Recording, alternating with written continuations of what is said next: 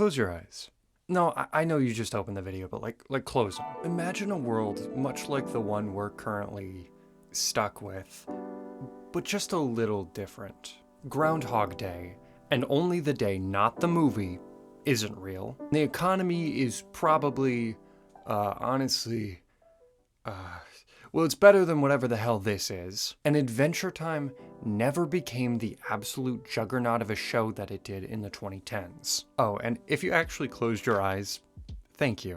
You're a very trusting person, and I respect that. That being said, get tricked, bozo. Oh, that's right, you don't get to see my amazing editing skills back there, and you never will. Forget the fact that you could rewind on here, okay? You don't have to do that. Howdy, my name is very famous voice actor John DiMaggio with a sore throat, but you could just call me Butter. Adventure Time. I'm not going to tell you what it is. You already know what it is. It's arguably one of the most influential cartoons of the century so far, rivaling only Avatar and maybe Gravity Falls if you want to put it up there. The legacy of this show and what it spawned in the industry is extremely impressive. But what if history didn't go that way? What if Adventure Time was shot down by Cartoon Network and another pilot of similar origins took its place? And what could that pilot have even been? Damn. If only there was a compilation show filled with a bunch of shorts that all aired on Nickelodeon, but were mostly never picked up, that all aired alongside the original Adventure Time pilot. Man, if only that existed for the purpose of today's video. That would have made life so much easier. Oh shit. Random Cartoons is an animated anthology show consisting of shorts created by different creators, all ordered by Fred Sabert, founder of Frederator Studios, an animation studio who's worked on plenty of shows, including this one, and also that one. Random Cartoons isn't the only of its kind, as studios use these as a way to dig up new talent and find their next big show, which has led to the full serialization of so many recognizable shows. But for the sake of the storyline that I've set up for this video, we're just gonna stick to Random Cartoons. 39 7-minute segments make up this show's runtime, and by taking out Adventure Time's pilot, that brings us down to 38 segments to sift through to find out which one would have risen to the occasion had everyone turned down Pendleton Ward. It's time to figure out which of these shows would have been the closest replacement to Adventure Time in this new timeline. Is what I would have said had I not realized while writing this that this is a really redundant idea. Yeah, I wrote a whole script dissecting all the different ways that these shorts wouldn't have turned out the same way that Ward's show turned out. And in hindsight, duh, idiot, that's not really the most thought-provoking concept. And now I'm stuck with this half-baked idea and a bunch of personal delays that have kept this video from coming out. Well, while I think, let me refresh your mind on the upbringing of Adventure Time. While Pendleton Ward attended CalArts, he created a small animated clip of an early Finn, known as Pen, and Jake saving Princess Bubblegum from the evil Ice King. And as bigger companies like Nickelodeon shopped around for their next big hit or fresh meat for the animation grinder, they didn't want it. Like at all. But a second chance arose when previously mentioned Fred Sabert was convinced to let him bring in his minute-long project and turn it into a more professionally made short for one of his talent scouting shows, the also aforementioned Random Cartoons. That pilot had a lot of people whispering in the corners of Nickelodeon studios where Fred's show was being made. Ooh, isn't that weird? Nah, I don't get it. This right here is the future. It's got Abraham Lincoln in it. Okay, surely that one can't be true. And when it aired, Nickelodeon still didn't care. So the creators posted it on the newly flourishing internet, and it apparently went pretty viral for the time. Much like the murmuring from the people in the studios, the public perception on it was also very mixed, which created conversation. Conversation breeds intrigue, and intrigue means opportunity. When Fred took this as a sign for this show to be the one, the thing to shake things up, he went to Nickelodeon, not one, not two, but 5 times. Different people, different parts of the studio, none. Nobody wanted it. So he canceled his contract with them and took it to one of their main rivals, Cartoon Network, who also shot it down multiple times apparently. Eventually, one executive took the bait and sealed the show's prolific fate. That is a very shortened version of a lot of the work and pushing and pulling that eventually led up to it. There's a really good LA Times article in the description that basically goes over the show's upbringing, and it gives a lot of like personal insight from a lot of the people who actually made the show. It truly was a once-in-a-lifetime situation that took a lot of effort and belief from so many different people, which is why I had to sack the original idea for this video. It wouldn't make sense to try to push a different idea into this show's situation. But if Adventure Time didn't exist, there'd still be an empty slot for a show in this universe. And there's a good chance that the most likely thing to fill that slot would be a pilot from Random Cartoons, because it would probably go through a similar process time-wise. I got it. We're just gonna scale it back, and we're gonna pick a second place, a runner-up. Actually, a third place, because of, Fanboy and Chum Chum was also part of that lineup. Oh, fourth place, because the Bravest Warriors also existed.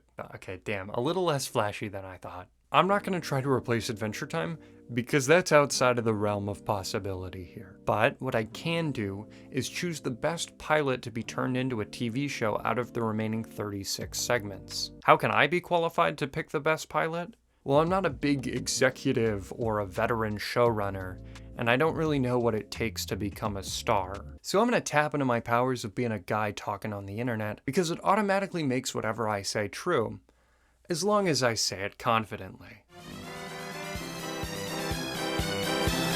There's a circus behind me, isn't there? God damn it. And what you can go away now. It was a bit. And what better of a way than to use an outdated, I really hope not, form of ranking things. Yeah. All reliable. Oh, and the actual parameters that we're ranking things on are less about how much I enjoy them on their own, and more about how much I think I would enjoy them as a full show. I'm gonna try talking about them as is, rather than morphing them into a way that I would enjoy them more. No taking into account hypotheticals or edits to the concept, even though that's not how it would actually happen, but like, shh, sleep time. I'm gonna give you the tiers and then go over each short in series order. Let's just go, we're already way too far into this video. Normally the lowest tier would be F, but this list calls for something even lower. Something so terrible, so despicable that it couldn't even be at the bottom of the barrel. It's not applicable. There are a couple of shorts that I literally cannot see how to turn into a full serialized show, as it's shown anyway. Six Ghosts is a clip show using a bunch of different creators' styles to crack off different bits revolving around these 6 ghosts. It could have been a really fun series of episodes between the episodes, like Disney's hit series As the Bell Rings, but not really a full show. Duckly Ugling tried to pitch an idea using video game-like UI add-ons to add to the style of the episode, but it ended up taking the center stage and leaving no real way forward without retooling all of it. Kyle and Rosemary is a full story. I don't see how there's much to gain from furthering it. It's a tight-knit tale about 2 kids from different cliques falling in love. There's almost no leeway other than taking the RuneScape-esque sections and using that with other characters, but that's modifying it a bit too much for this video. Girls on the Go felt similar to that, where there's a storyline that changed the characters and left them only with little to pull from. And Sugarfoot doesn't really have that much to go on. The amount of times that the titular character just brings up the fact that he likes dinosaurs and cowboys too many times. That and him getting into altercations with his bully is just the entire show. Now we can actually get into the real rankings. Let me explain the tiers for you, and then we'll go through the shows one by one, and who knows? Maybe by the end of this we'll find a hidden gem and be really upset that they didn't make a show about it. F is for faulty face, because out of the gate, the core baseline ideas just don't work well. Moving on to D, this stands for detrimental deterrent. The shows could have been okay at the very least, but they just have this one thing that is absolutely awful. Either the main character is so damn unlikable, or the comedy style is fully unpleasant. C is reserved for those with a passing grade, although there's definitely room for improvements. Casual considerations for these. They aren't likely to make the grade, but they still have some nice qualities to them. A B is as solid as they come. Maybe there's a standout dynamic, or the writing is noticeably improved. These are definitely better bets. There's A, which is for a short that just fits. Things fall into place, there's a potential future ahead, and I think these had a better chance of making it over the others. These are some awesome options. Gross. And finally, S tier. These are the ones that I want right now. Please. S stands for seriously, you should just make these into a show. They're really good. Let's begin. Solomon Fix is D tier. The CG is weird, but would have been fine had it not been combined with these character designs. And the main character's whole gimmick is that he tries to fix things that aren't really broken. And that is aggravating as hell to me. I wouldn't really want to see this as a full show. The bottom of F is Moobeard the Cow Pirate because a sentient piece of dingy gum stuck to the bottom of your shoe cannot make a good show. Two Witch Sisters has a cool 80s to 90s children's storybook visual style, but the characters are kind of insufferable and the world is all over the place. I'll go C. Ah yes, the Finster Show. Should this kid have a TV? I don't like it. It was a little mind-numbing, but there is potential here. It's about two twins using their imaginations to make mundane tasks and normal stuff around them seem fun. And that's great. It's just too bad they sound like this. Yeah. It's like if you took Sumo from the hit show Clarence, duplicated him, and then made both of him the main character. Why not? C. Mind the Kitty is one that doesn't have a full concrete idea and how it would be turned into something more. Like, it's either about three kids who constantly get into trouble around their neighborhood, or this sociopathic cat child that's a menace to society. I don't know, I can see this as a weird like one season run they played on Cartoon Network or something. And that to me seems like a good example of a casual consideration. Ivan the Unbearable isn't actually unbearable. B. There's some good physical humor and the storyline is enjoyable enough. Ivan's idiocy may be a bit too mean-spirited, but it's not impossible to get over. I personally would have rather had an entire show just about this troll company. I love shit like this. Why does he spend 3 minutes terrorizing the entry guard and only 30 seconds in this mundanely wacky setting? Boneheads is a one-way ticket to a migraine. I would know. I got the migraine. I'll actually say D tier because it does have a very defined CG style. Tiffany is sweet. It's definitely got the vibes of a PBS or Cubo show. Cubo heads, all three of you still here, sound off in the comments. B, it's very solid. This one suffers from a problem that a lot of these shows fall under, and that's the obnoxious main character. Protagonists can and should have character flaws. Not like this. Bessie is a character who drags people into things they don't want to do, puts them in harm's way, doesn't think about how they feel, and by the end of the episode, Bessie is not the character that learns anything. D tier. Teapot has a good concept of using rap to find self-confidence that was dragged into the depths by two things: comedy style and the main character's voice. And my name is Teapot, and my rhymes is hot. Toilet humor has always been present in kids' cartoons, so it can kind of be forgiven a little, although not when it relies on it.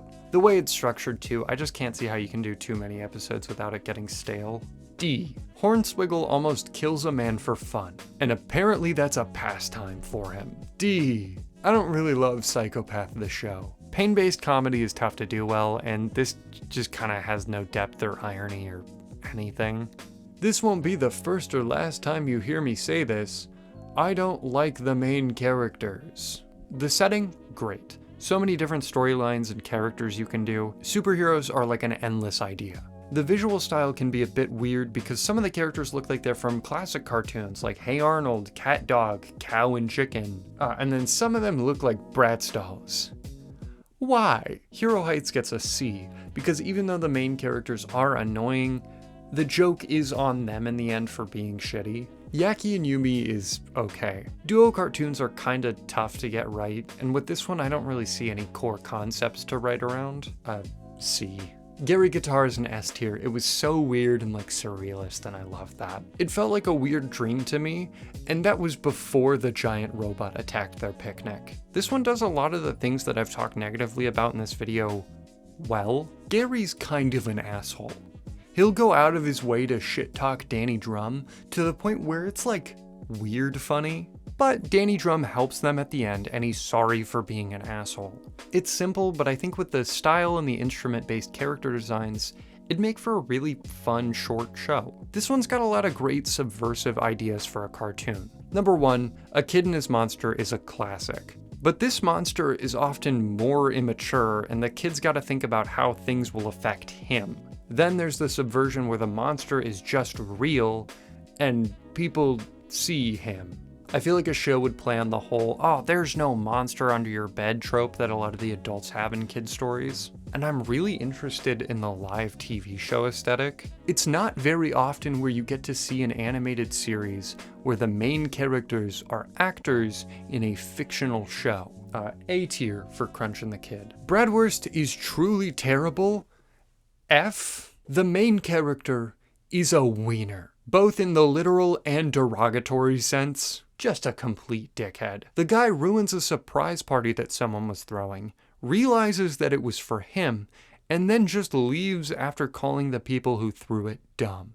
I don't care that he got piñataed at the end.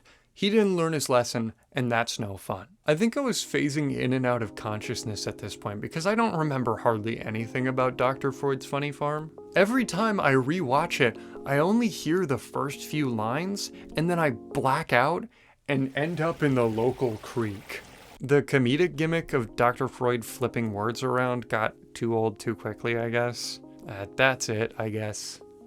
D. The Dangerous Duck Brothers is just a close copy of a lot of the cartoons from the 60s and 70s. It's got that like Hanna-Barbera feel to it, and honestly that's pretty fitting for the company. But in this project, it's just okay. C. A pair of twins, but one is cutesy and happy, and the other is emo. Sparkles and Gloom is a pretty solid concept with the addition of a magic school system, and that works pretty well. It's not a part of the overall story, but in the episode, the two actually switch magic types, and I think that would make for really good TTRPG characters. Anyway, I'd give the short a B. The Infinite Goliath is so close to an S tier. If it weren't for the kid characters being so evil, I'd consider this to be a slam dunk. Because the idea of a supervillain who wants to do bad shit but he can't because he's on parole is really funny. Just because there's no real sympathetic character though, I'm gonna have to say B tier. Fuck Garlic Boy. All my homies hate Garlic Boy. F. Flavio's not bad. I like the dynamic between the characters, and having an inventor invent stuff to solve people's problems is great for an episodic format. Maybe cool it on the weird, overly exaggerated Italian accent though. Is okay, Mr. Frank? I know how to save the day! But otherwise B tier. Cryptids are an untapped goldmine when it comes to cartoons, so I like this short for that reason. Plus, the slapstick physical comedy between the Ranger and the titular Sam Squatch is pretty fun. B. Victor the Delivery Dog has a similar PBS vibe to Tiffany, but in a way that's clunkier. I think there's a decent episodic structure, but it's a bit too in your face to really have fun with it. C. Bronk and Bongo is kinda my preferred version of the Dangerous Duck Brothers. It pulls from the stylings of cartoons like Animaniacs and Looney Tunes, that Warner cartoon feel, but it brings together a comedy combo that feels both 90s and 2000s. A tier. It's just a pretty good time. This one's weird. Like, it's not bad, but the titular Tomcat character feels odd. Everything else struck as an American cartoon, but then you have this relaxed English cat main character, and his personality is just so dissonant to the plot. It's definitely different, and like I said with Flavio, inventor characters lend themselves to episodic formats, but I feel like this one wasn't as front and center, so C.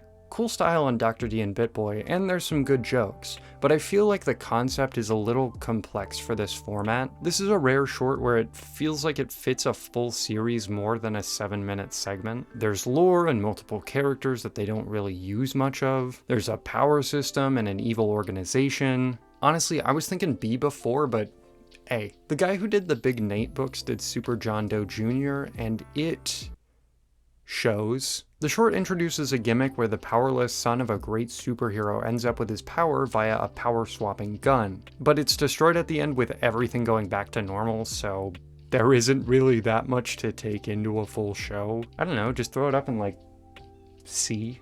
Rats of Frats would actually translate really well into a series. There's a bunch of rats living in a society in between the walls of a mall that go out and mess around on the sales floor. It's got a good setting to carry the show forward. All they would have to do is really work on the characters a bit. A tier. Squirrely Town didn't really strike me as anything special. Maybe B tier for the dry humor and the surrealist bits. It felt fun, but there wasn't really anything standing out to me. Then the crazy mud monster showed up and it added so much to the vibe and potential of the show that it boosted it all the way up to my second S tier spot. It teetered the line between generic and insane well enough to make it in. And last but not least is Handycat, which is kind of anticlimactic because it's one of the simplest plots. A cat man tries to remove a beehive in a humane way. It's not super clear how to expand upon it, but I did like the bit of the dog constantly trying to hand the guy bee killing spray. It almost made the tone more of a grim comedy, which is pretty fun. Another C, please. And with that, we've got every single remaining segment from Random Cartoons in one tier list. Before I crown the winner of the show that should be made right now, I'm gonna pick tonight's biggest loser. What's that even from?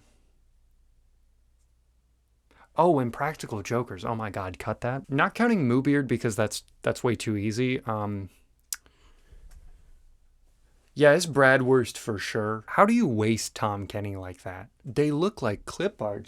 Jesus Christ, I hate him in his stupid unbuttoned polo shirt. And now, my number one choice for our hypothetical timeline. It's Squirrely Town. I was convinced that it would be Gary Guitar because I really enjoyed that one, but this one has more going for it in terms of a full show. The concept of two friends who are terrible for each other getting into hijinks with weird out-of-place villains in an otherwise fairly normal setting, it just kind of works. Ah shit, I think I'm just describing regular show. All in all, watching through Random Cartoons was a bit of a journey, and one that I wouldn't fully recommend. Some of the shorts were a little mind-numbing at times, and overall I wasn't the biggest fan of a lot of them. Granted, they were showing their age a bit, so that's why the segments with drier humor or a more stylistic visual style stuck out to me. Now that's all well and good. Oh, yippee, you got a couple of recommendations to check out. But even in this hypothetical world where one of these shorts was turned into a show, and Adventure Time was just dust in the wind, the difference in the industry would be insane. There were so many people who became big names that had roles in the creation of Adventure Time. The big three from the beginning were obviously Pendleton Ward, Adam Muto, who went on to take the mantle as Adventure Time's showrunner and also created Distant Lands and Fiona and Cake, and Patrick McHale, who created the critically acclaimed Over the Garden Wall. On top of that though, J.G. Quintel wrote and storyboarded it right before his hit series regular show came out. Rebecca Sugar was a writer and storyboard artist for a while before making their show Steven Universe.